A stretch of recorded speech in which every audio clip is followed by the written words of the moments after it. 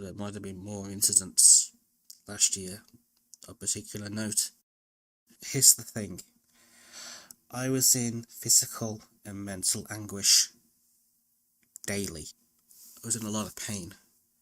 And the thing about mental anguish and mental distress, it has an effect physically.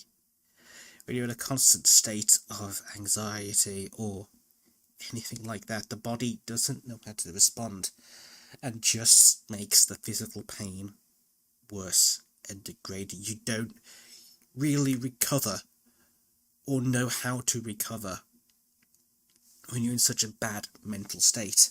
And this is what I'm going to make quite clear to anyone. What happened in autumn, the day I finally said enough was enough, it wasn't an if that was going to happen. I was in so much pain. It was just an inevitable thing. And regardless, I did fall off that edge, and I did become sick of it. I was sick of everything. I didn't want to go on. I wanted to get off. I was done. It's weird. When you stare into the abyss like that, you become certain you know what needs to be done. And to make clear just how close I came, I gave out every single one of my passwords to people I thought I could trust. Every single one.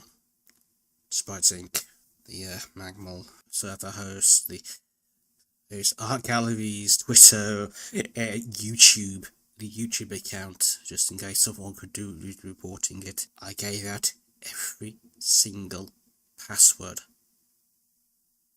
Because, well, I didn't need them. I wasn't going to survive the night. Maybe someone else could do something with them. That is how convinced.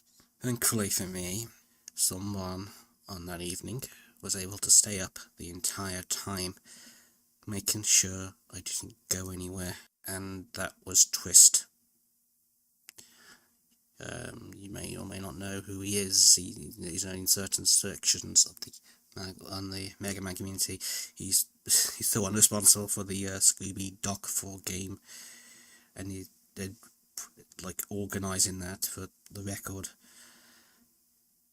And he stayed up the entire evening, making sure I didn't do anything I couldn't take back. I can't imagine the amount of strength that must have taken. And it did get me through the night. So, thank you for that. Unfortunately, I was still on a knife edge. I didn't see any reason to keep going. And I needed to do a Hail Mary pass, essentially. One final grab to hold on. I needed to do something extreme, at least in my mind. That brings us to Tessa. Tessa, I knew could help me in what I had to say, what I had to do.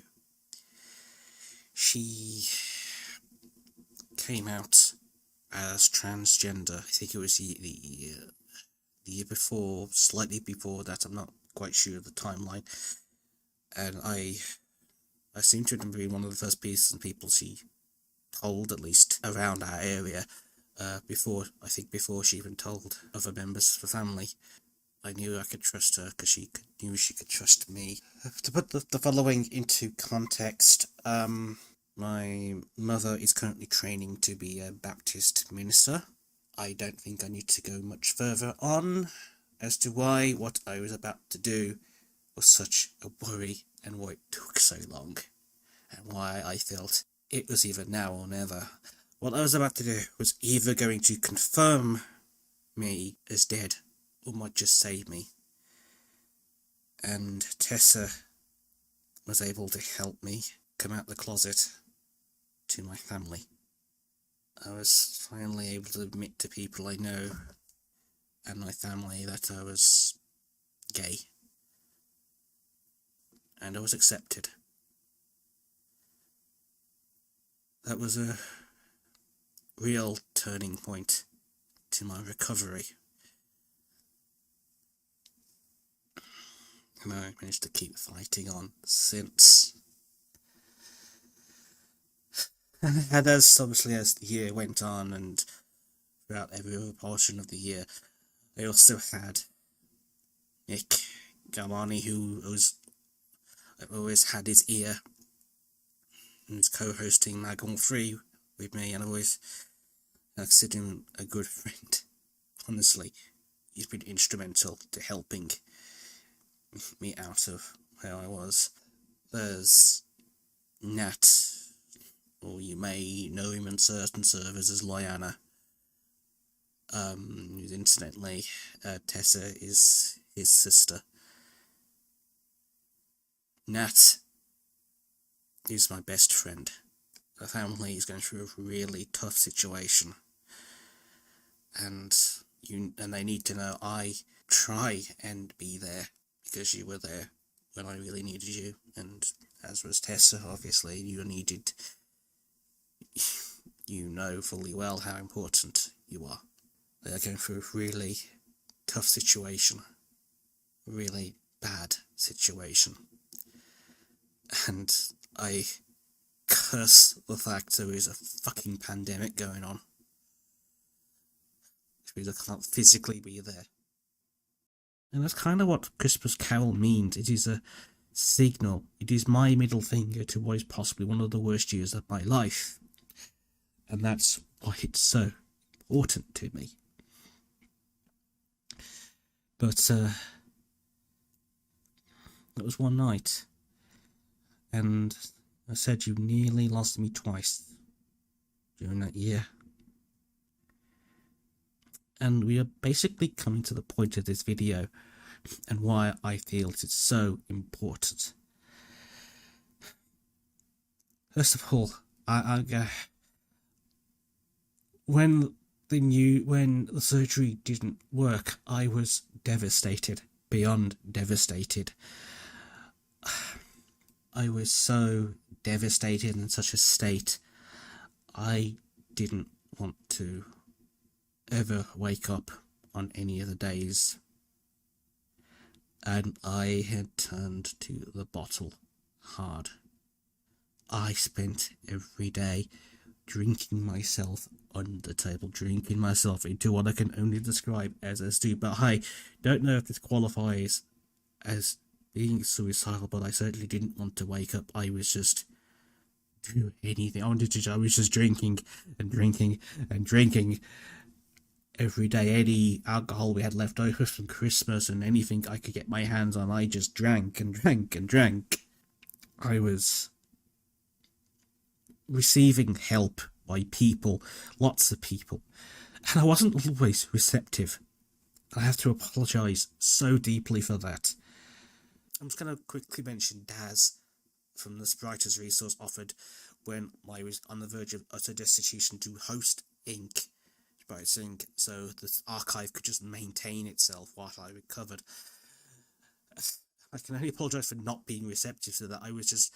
I spent the entire year in a survival mode, and even though you know people are helping, you just aren't receptive because you just have to focus on yourself. What I'm about to say next, first of all, I have to directly or indirectly thank Rowan Meafrel for this, because thanks to him, someone got in touch with me last year, contacted me out of the blue, thanks to hearing about how I was through Rowan. And admittedly, what I'm about to say might seem utterly weird, but bear with me.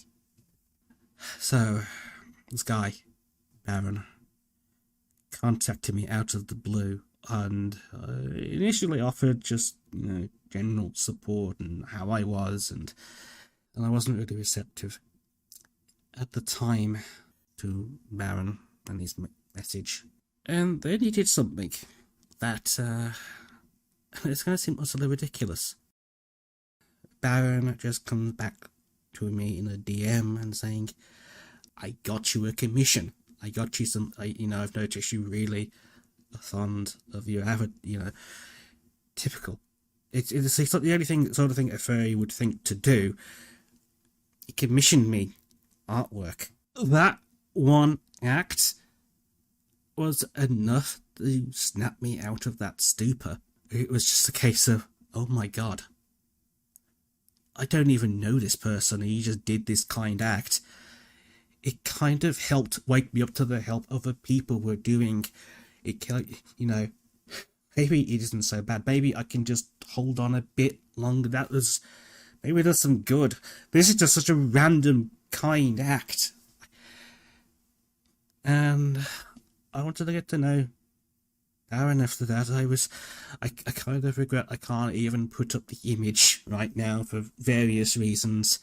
I kind of wanted to get to know Darren and keep in touch, and we have spoken often and often and often, and I'm not going to go into any details about that because it's private, but I think you've honestly made me a better person and much more comfortable.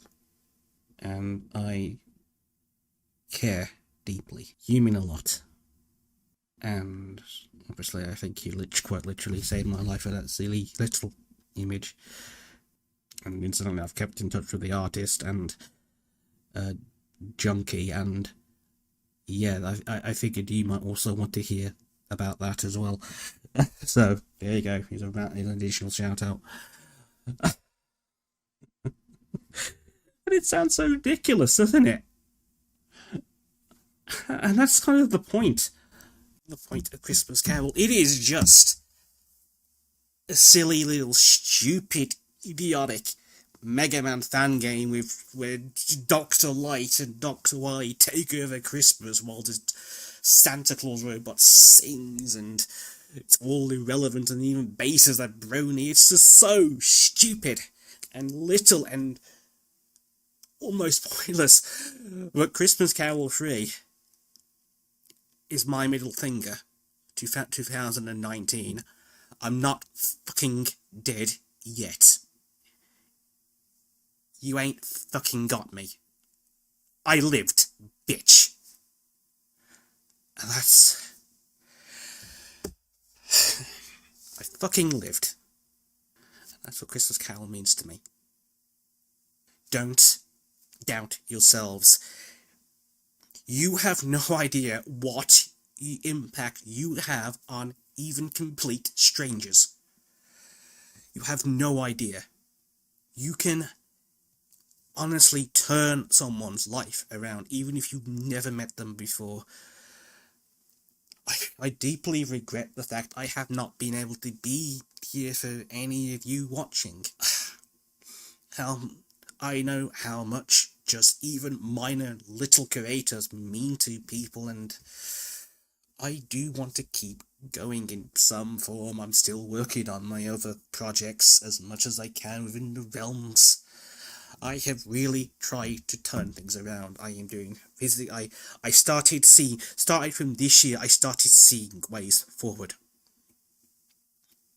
through use of software, setups, and physiotherapy, and all sorts to try and get myself out of my own pit.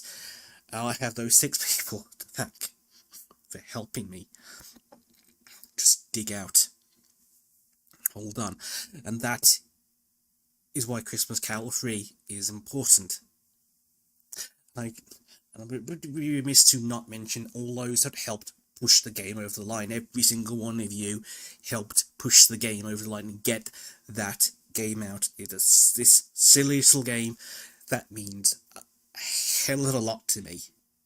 And you guys mean a lot. Your support has meant a lot. I don't know what the hell the future holds. I don't know if things are going to get better or worse. I know 2020 it's just been seemingly this Dragon Ball Z villain. This isn't even my final form. What else could go wrong? You know, pandemics and all sorts of crap going on. But ultimately, the one thing you can do, and the one thing I urge anyone watching this to do, just hold on. Keep fighting. Keep going. And please, for the love of God, just be kind. You have no idea what those acts of kindness mean to people. Keep fighting. And I'm going to keep fighting too. I'm going to keep going as long as I can. I don't know what the future holds. And I'm fucking terrified of what the future may hold. But fuck, I am going to try not to let this thing beat me. Don't let these things beat you. Keep going. This is Ace.